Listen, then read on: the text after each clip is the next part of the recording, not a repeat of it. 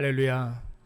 오늘도 귀한 주일에 하나님 앞에 나와 예배로 영광 돌려드리는 우리 일회가족 모두에게 하나님의 은혜와 사랑이 충만하기를 간절히 기원합니다. 우리 앞뒤 좌우에 계신 분들하고 한 번 더 인사하도록 하겠습니다. 날마다 하나님과 동행합시다. 시작. 아멘. 오늘 우리는 2월의 첫 번째 주일을 맞이하고 있습니다. 여러분, 2020년을 시작하면서 우리 일회가족에게 하나님께서 허락해 주신 말씀이 굳건한 마음으로 주와 함께 머물러 있으라, 이 말씀이었습니다. 여러분, 지난 한 달 동안 굳건한 마음으로 주와 함께 머물렀던 한 달이었습니까? 네, 아멘. 그렇습니다. 근데 여러분, 1월 한 달을 우리가 기도하면서 다짐하면서 굳건한 마음으로 주님과 함께 있기를 원했지만, 사실은 뒤돌아보면은 우리 자신에게 너무나 연약한 부분들이 많이 있었던 것 같습니다. 우리의 믿음이 하루에도 수십 번씩 흔들렸던 것이 사실이고, 또 어쩌면은 내가 정말 믿음이 있는 사람이 맞나 싶을 정도로 우리 자신이 한심하게 느껴졌던 때도 분명히 있었습니다. 여러분, 우리 스스로에게 한번 질문을 해보십시오. 왜 우리의 믿음이 자꾸만 흔들릴까요? 왜 우리는 자꾸 믿음과는 상관없이 자꾸만 세상의 논리로만 살아가려고 할까요? 여러분, 한번 스스로에게 질문을 해보십시오. 여러 가지로 설명할 수 있겠지만 분명한 것은 우리가 예수를 믿고 교회를 다니는 것을 계속 뭔가를 받아야 하는 것으로 생각하기 때문에 그런 것입니다. 여러분, 예수를 믿고 교회를 다니는 것이 무조건 뭔가를 받기만 하기 위해서 다닌다고 생각한다면 그것은 굉장히 큰 오산입니다. 여러분, 아이가 태어나서 한 사람의 성숙한 사회인이 되기까지 여러 가지 단계가 있지 않습니까? 여러분, 아이가 먼저 태어나게 되면은 갓 태어난 신생아는 부모로부터 뭔가를 계속해서 공급을 받아야 합니다. 누구나 사람은 뭔가를 계속해서 받는 단계가 있습니다. 그러나 여러분, 사람이 계속 받기만 해서는 안 되고 어느 정도 아이가 크게 되면 하지 말아야 할 것을 구분하여서 하지 않는 단계로 접어들어야 하는 것이죠. 그래서 아이가 걷기 시작하고 호기심이 많은 시기가 되면은 엄마는 계속해서 아이를 쫓아다니면서 그러면 안 돼, 그거 지지야, 애비, 아뜨, 이런 소리를 굉장히 많이 하는 것입니다. 그런데 여러분, 엄마가 한 번 안 된다고 해서 아이가 이건 안 되는 일이구나, 그렇게 생각해서 하지 말아야 할 일을 단번에 하지 않습니까? 여러분, 그런 일은 없어요. 그건 아이가 아니죠. 하지 말아야 할 일은 언제나 훈련과 연습이 그래서 필요한 것입니다. 훈련은 여러분 뭐예요? 반복이죠. 연습은 무엇입니까? 몸에 뵐 때까지 계속해서 하는 것입니다. 그래서 훈련과 연습은 여러분 힘이 든 거예요. 고된 일입니다. 그러나 사실 이것만으로는 좀 부족합니다.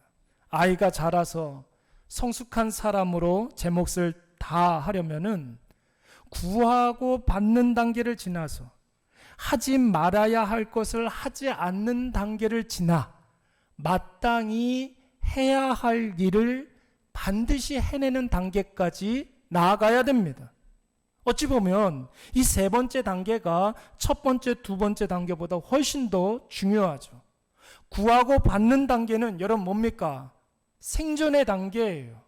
생존하는 문제입니다. 그러나 하지 말아야 할 것을 하지 않는 단계는 나와 다른 사람에게 피해를 안 주고 안 받는 단계입니다. 그러지 않습니까? 또 해야 할 것을 꼭 해내는 단계는 나에게는 나라는 존재의 가치를 증명해내는 것이고, 또 다른 사람들에게는 고통을 주지 않는 거예요. 오히려 유익을 주는 단계입니다. 그래서 여러분 어떻습니까? 부모가 자녀가 이렇게 자라는 단계에서 처음에는 하지 말라는 이야기를 굉장히 많이 하잖아요. 그렇게 하면 안 돼, 그러면 애비야, 그러면 지지야, 그런 이야기도 많이 하다가 어느 정도 자녀가 사회에 나가게 되면 뭐뭐 해야 한다, 이런 가르침을 많이 주는 거예요. 그래서 부모님들이 유언으로 남기는 그런 말들 가운데는 뭐뭐 해야 한다, 이런 이야기들을 많이 하는 것이죠. 여러분, 성경도 마찬가지입니다. 성경에는 뭐뭐 해야 한다라는 말보다 뭐뭐 하면 안 된다라는 말이 훨씬 더 많아요. 왜 그렇습니까? 뭐뭐 하지 말라, 이것을 마스터해야, 마땅히 해야 할 일들로 반드시 나아갈 수가 있기 때문에 그러는 거예요. 뭐뭐 하지 말아야 된다라는 것을 마스터해야 됩니다. 그래야 해야 할 일이 보이게 되는 것이죠. 1월 한 달 우리가 굳건한 마음으로 주와 함께 머물러 있어야 하는데 왜 우리가 자꾸만 흔들리고 세상에 기웃거렸습니까? 왜 우리의 믿음이 아닌 감정대로 살았을까요? 왜 말씀이 아닌 세상의 방식을 추구했을까요?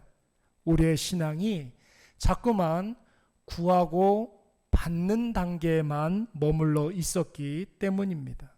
신앙은 여러분, 하지 말아야 할 것을 하지 않는 단계로 나아가야 됩니다. 피해야 할 것은 피해야 됩니다.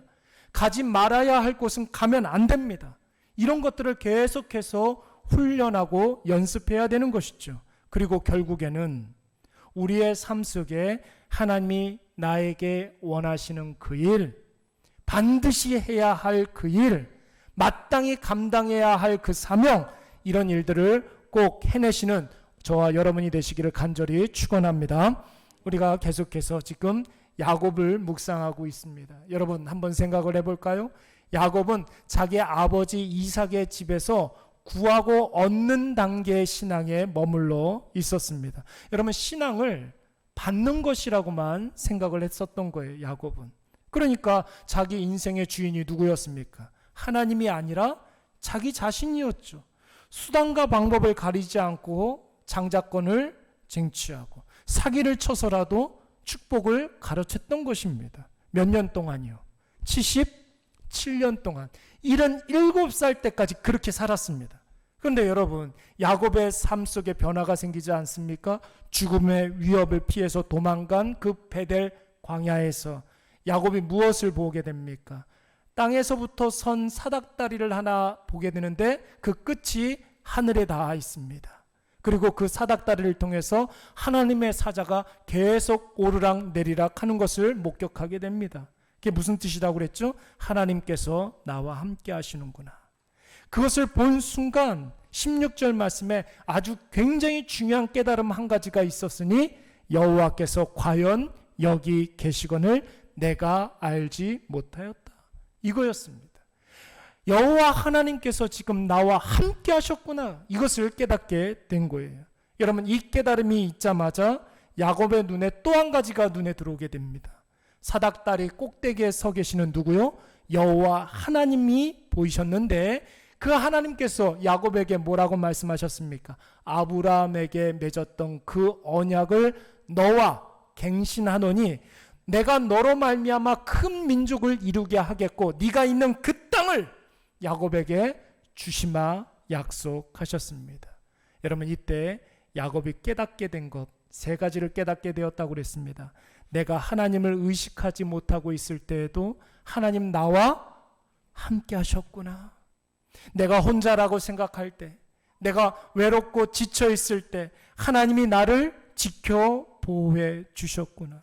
내가 갈 길 몰라 방황하고 있을 때 하나님이 나를 인도하셨다는 사실을 깨닫게 되는 줄로 믿습니다. 오늘 우리의 평생 가운데 함께 하시는 하나님, 나를 지켜주시는 하나님, 나를 옳은 길, 바른 길, 좋은 길로 인도하시는 그 하나님을 날마다 체험하시는 우리 일의 가족들이 되시기를 간절히 축원합니다.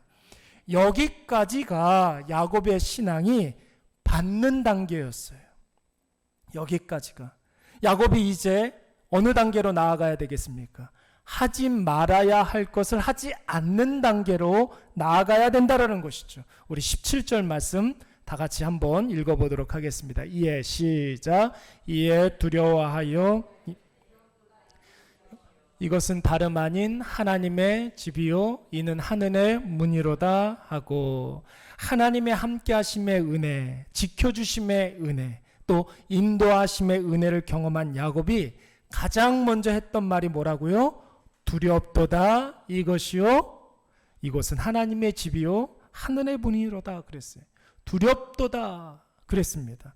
여러분, 하나님의 은혜를 경험하면 마땅히 감사하고 기뻐해야 되는 것이 옳은 일 아니겠습니까? 그런데 왜 야곱은 오늘 하나님의 은혜를 경험하자마자 두렵다 이런 이야기를 했을까요? 지금까지는 내가 내 인생의 주인이 되어서 내 마음대로 내 잘난 맛에 살았는데 이제 하나님을 경험하고 하나님의 은혜를 체험하니까 그동안의 자신의 모습이 적나라하게 보이기 시작했던 것입니다.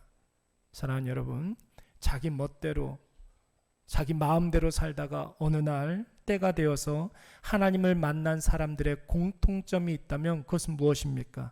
두려운 마음이 들게 된다라는 거예요. 여러분, 여기에서 말하는 두려운 마음이라는 것은 공포에 질려서 무섭고 떨리는 그런 어떤 두려움이 아닙니다. 이때의 이 두려움은 무엇이냐면 자기 죄에 대한 뉘우침이, 연약함과 부족함에 대한 부끄러움이고 그 죄의 연약함을 해결해 주신 하나님의 은혜에 대한 감사인 줄로 믿습니다. 여러분, 우리는 이것을 한마디로 뭐라고 그러냐면 하나님에 대한 뭐라고 그럽니까? 경외심이라고 이야기하는 거예요. 하나님에 대한 경외가 생기는 사람은 과거 자신이 했던 모든 잘못들이 다 생각나는 거예요. 자기가 당연하게 생각했던 그 죄가 정말로 하나님 앞에서 부끄럽게 느껴지는 것이죠. 그래서 다시는 그 근처로 가지 않으려고 하는 것입니다.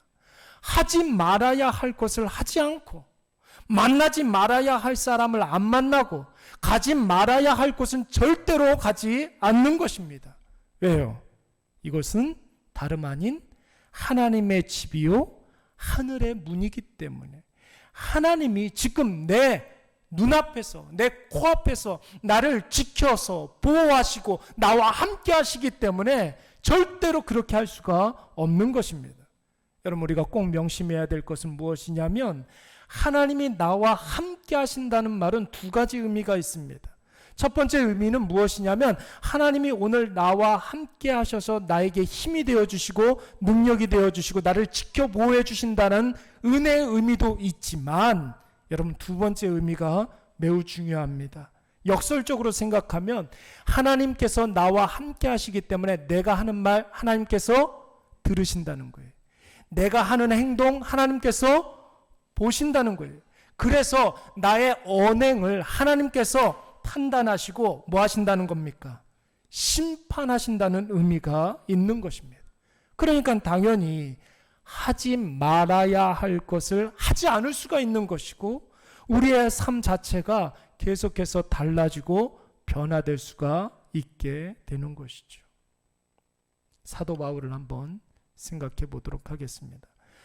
여러분, 사도 바울이 예수님을 만난 직후에 사도 바울이 자기 자신을 생각하는 인식 자체가 완전히 달라졌습니다.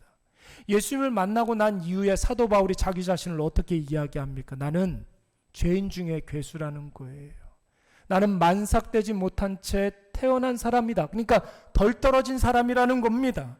나는 지극히 작은 자 중에 가장 작은 자였고 내가 여태까지 가지고 있었던 모든 것들은 다 뭐와 같다? 배설물과도 같다. 이렇게 고백하기 시작했습니다. 왜 이렇게 사도 바울이 자기 자신을 이렇게 비하하는 것일까요? 나 여태까지 잘못 살아왔다라는 거예요. 나 이제 그렇게 살지 않겠다는 것입니다. 절대 하지 말아야 할 것은 하지 않겠다라는 결연한 의미가 있는 것입니다. 마찬가지로 여러분, 다윗도 한번 생각을 해보세요. 여러분, 다윗의 일평생 가운데 가장 부끄러운 일이 있었다면 그것은 무엇이었을까요? 자기 신하의 아내를 건드렸던 일이었어요. 밧세바 사건이었습니다.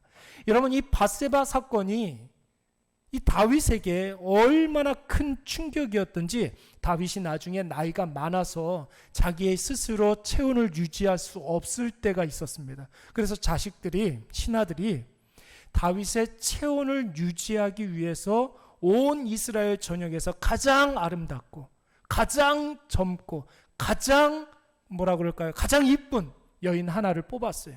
그 사람의 이름이 아비삭이었습니다.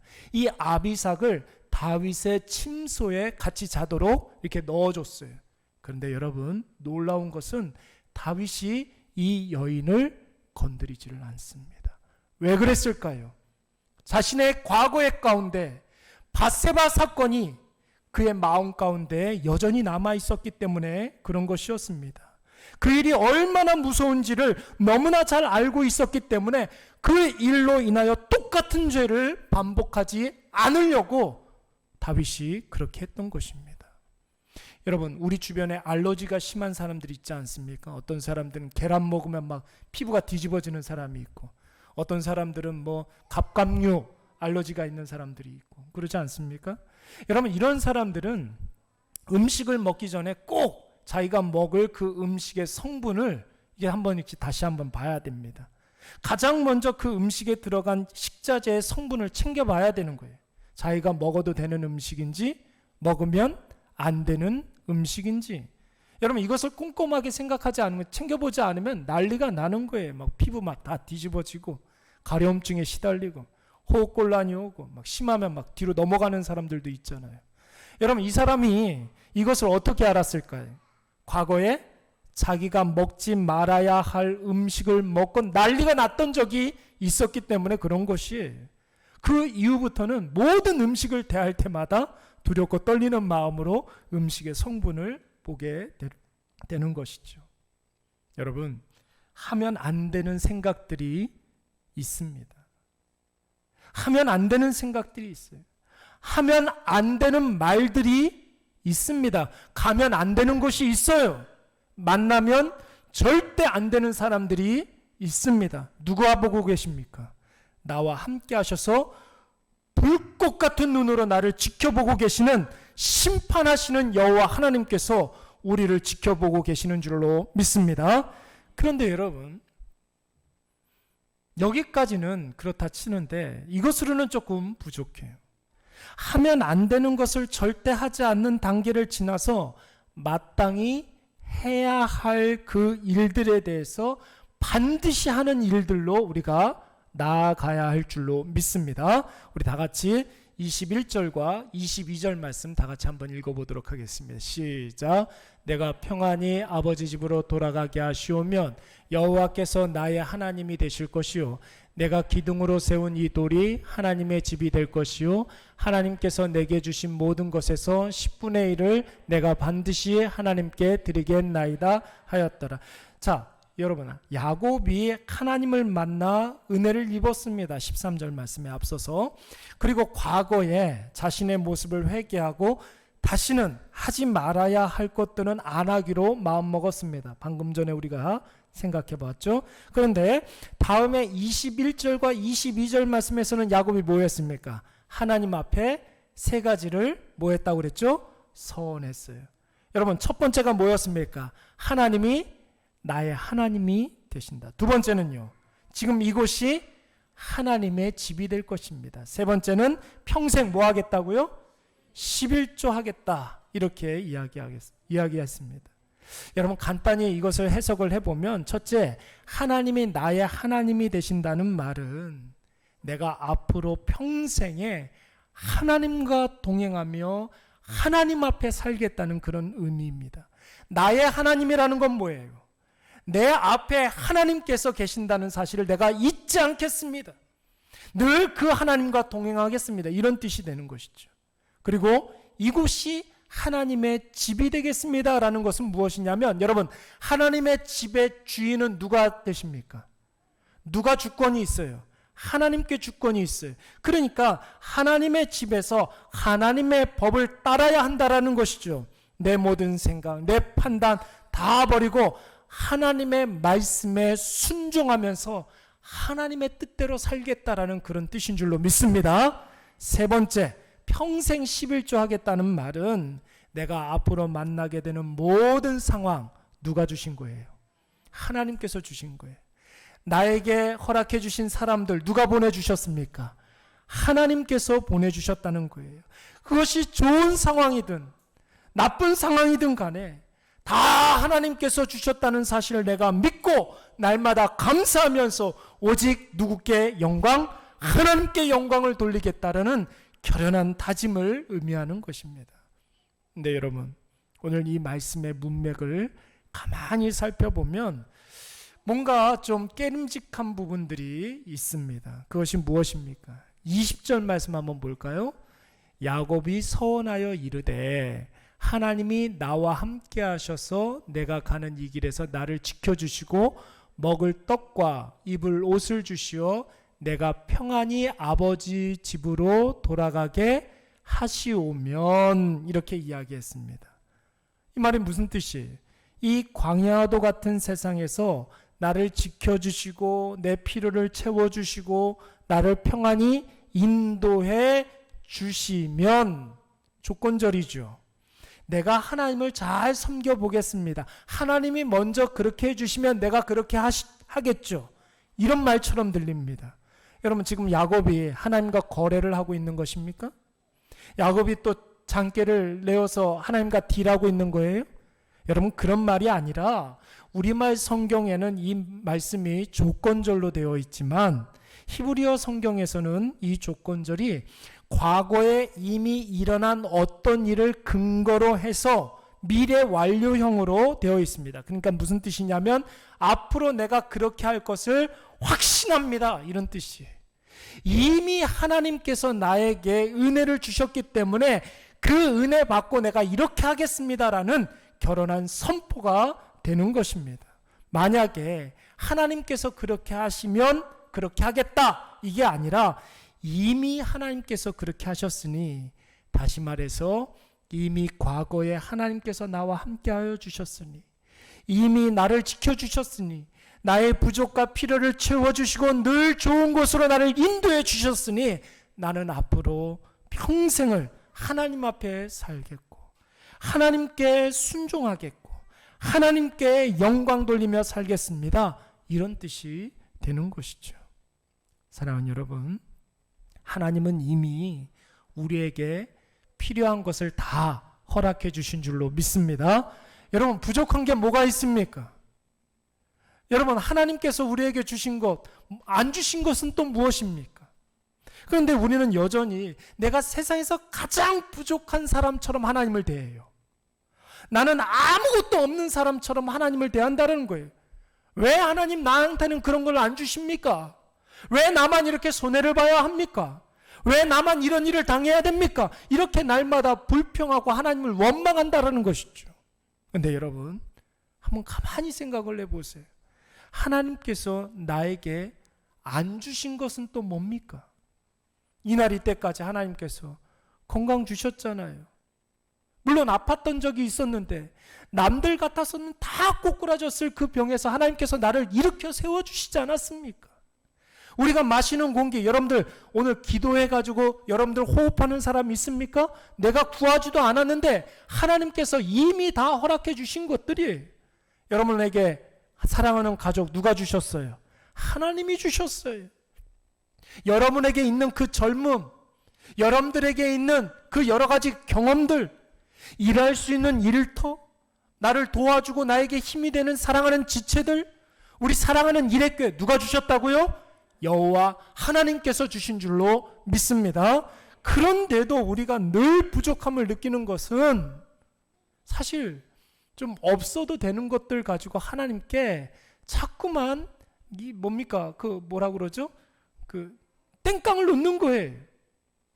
욕심으로 구하는 것들일 수가 있습니다. 그게 아니면 나에게 있으면 절대로 안 되는 것들을 가지고 너무 우리가 간절히 갖고 싶어가지고 하나님께 땡깡을 부리는 것일 수가 있다는 것이죠. 물론 우리에게 부족과 필요가 있을 수 있습니다. 없는 거, 힘든 거 있죠. 근데 여러분, 우리가 인생을 살면서 때에 따라서 없는 것을 만나게 되고 힘든 일을 만나게 되는 것은 하나님께서 뭐 하라고 주신 거라고요? 기도하라고, 우리에게 하나님의 존재를 확실하게 가르쳐 주시기 위해서 우리에게 허락해 주신 줄로 믿습니다. 분명히 신앙에는 받는 단계가 있어요. 근데 받는 단계를 넘어서야 되겠죠. 하지 말아야 할 일들을 하지 않는 것이 중요합니다. 그 단계를 지나서 하나님께서 우리에게 허락해 주신 그 사명을 잘 감당하시는 저와 여러분이 되시기를 간절히 소원합니다. 하나님께서 우리에게 원하시는 것 뭡니까? 하나님은 나의 하나님이십니다. 날마다 하나님과 동행하고, 이곳은 하나님의 집이 됩니다. 날마다 하나님의 말씀에 순종하겠습니다. 내가 평생에 하나님께 11조를 하겠습니다. 늘 하나님의 말씀에 순종하면서 온전히 하나님께 영광 돌려드리겠습니다. 늘 어떤 형편에 있든지 이러한 고백이 우리 가운데 있어야 할 줄로 믿습니다. 여러분, 아브라함의 별명이 뭡니까? 아브라함의 별명이 뭐예요? 믿음의 조상입니다. 여러분, 왜 아브라함이 믿음의 시조가 되었을까요? 여러분 한번 가만히 생각을 해보세요. 하나님이 아브라함에게 가나안 땅을 주셨습니다. 100세의 이삭을 허락해 주셨습니다. 분명히 하나님의 은혜를 받았지요. 받는 단계가 있었습니다. 그런데 아브라함에게는 여러분 자기의 아내 사라를 애굽에 팔아먹는 일들이 있었어요. 블레셋에게 팔아먹는 그런 일들이 있었습니다. 뿐만 아니라 하갈을 통해서 하나님께서 원하지 아니하시는 아들 이스마엘을 낳았던 적이 있었습니다. 이런 일들을 통해서 하지 말아야 할 일들을 배웠던 거예요. 절대로 내가 피해야 될 것들, 내가 만나면 안 되는 것들, 내가 가면 안 되는 것들을 배웠습니다. 이 단계를 지났더니 나중에 하나님께서 100세에 낳은 그 아들 이삭을 번제로 바치라고 했을 때 반드시 해야 할 일을 한 줄로 믿습니다. 아브라함만 그랬습니까? 모세 또한 마찬가지였어요. 모세도 여러분 하나님의 은혜를 받는 단계가 있었습니다. 애굽에서 왕실에서 왕자로 그 시절을 보냈을 때에 여러분 하나님께서 모세에게 많은 은혜를 허락해 주셨어요. 그런데 그가 사소한 일로 혈기를 부리고 애굽 사람을 쳐 죽였을 때 하나님은 모세를 어디로 보냈죠? 미디안 땅으로 보내서 목동으로 무려 40년 동안 살게 하셨습니다. 그때 피해야 할 것이 무엇인지, 하면 안 되는 것이 무엇인지, 만나면 안 되는 사람이 누군지, 이런 것들을 배웠던 거예요. 이걸 배우니까 나중에 하나님께서 애굽으로 다시 돌아가서 너의 백성 이스라엘 백성들을 출애굽시키라고 말씀하셨을 때 여러분 그것이 어떻게 말이 되겠습니까? 어떻게 갈 수가 있겠습니까? 그러나 모세는 그 말씀에 순종하여 하나님께서 원하시는 그 일을 한 줄로 믿습니다. 여러분 그러면 오늘 우리는 어떻습니까?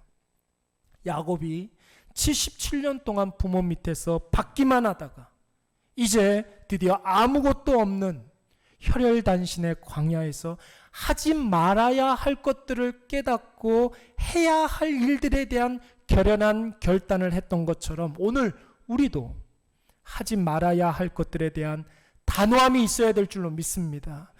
해야 할 일에 대한 결연함이 있어야 될 줄로 믿습니다. 과거 주님이 우리에게 이미 주실 것들을 다 주셨기 때문에 이미 주신 것처럼 앞으로도 하나님께서 변함없이 우리에게 그 은혜를 주실 줄 믿기 때문에 하나님은 나의 하나님이십니다. 내가 선 것은 하나님의 집입니다. 나는 평생에 하나님께 모든 것을 다 드리겠습니다. 이러한 다짐과 결단이 있는 우리 사랑하는 이레교회 성도들이 되시기를 간절히 축원합니다. 그때 하나님이 반드시 이전보다 더 큰 은혜를 우리에게 허락해 주실 줄로 믿습니다. 우리가 고백한 것보다 하나님께서 더 큰 은혜를 우리에게 주신다라는 것이죠. 오늘 이것을 꼭 기억하셔서 우리 이 시간에 다 같이 들은 말씀 놓고 함께 통성으로 한번 기도하도록 하겠습니다. 이 시간 함께 기도할 때 하나님 내가 피해야 할 것들 피하게 하시고 해야 할 것들 하게 해 주시옵소서. 다 같이 결단하면서 기도하도록 하겠습니다. 살아있는 여호와 하나님 아버지 참 감사합니다. 하나님